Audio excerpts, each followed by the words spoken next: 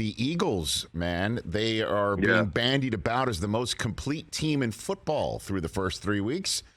Would you agree with that assessment, Chris Long? I still think the Bills are the best team in football. Like, we can argue about, like, who's the most complete and all that. But the Eagles, man, the missing piece for them was, you upgrade linebacker, your corners are playing lights out. Darius Slay having, like, a defensive player of the year type year if he plays like he played last week against Justin Jefferson. But they just were dominant up front. I mean, these guys, I think they had 4 or 5 sacks in the first quarter. And this is a group that, hadn't been getting home so much relative to the hype and the expectation. You got Fletcher Cox, you have Brandon Graham who had 2.5. You have Josh Sweat, who's a first round pick. In my mind, he's a top 5 pick, but he had the knee injury, so he slid a little bit. I mean, you've got Hassan Reddick, who finally got on the board yesterday. A bunch of young talent. Can't forget Hargrave. So, like, they're a really good group up front, but they hadn't gotten home. And when you play Carson Wentz, sometimes that's the cure, because he's going to hold on to the football. And I think for the Eagles D-line, you saw Carson hugging up people before the game, and there's no love, there's no bad blood. But I certainly remember being on the sideline and thinking, I'd love to rush Carson Wentz. He does hold on to the ball. So if you're an Eagle, it's kind of like a fantasy comes true. You watch Carson take sacks in at the link, and now you get to rush him, and they make the most of it.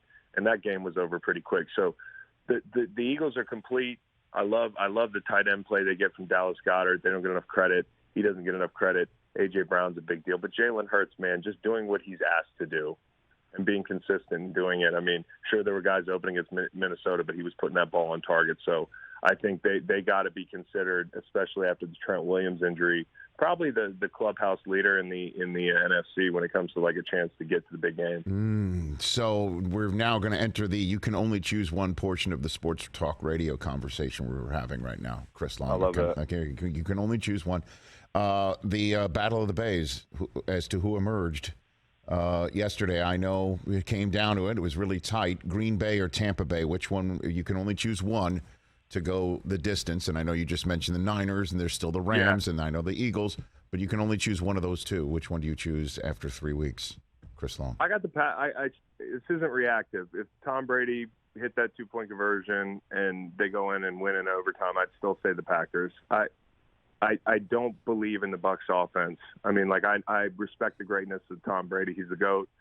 But, it's a thin line. Been saying this all offseason. You need to make some acquisitions. Julio Jones, Rudolph, Gage. But, like, you're missing Gronk. Godwin's coming off an ACL. Julio Jones has already missed time.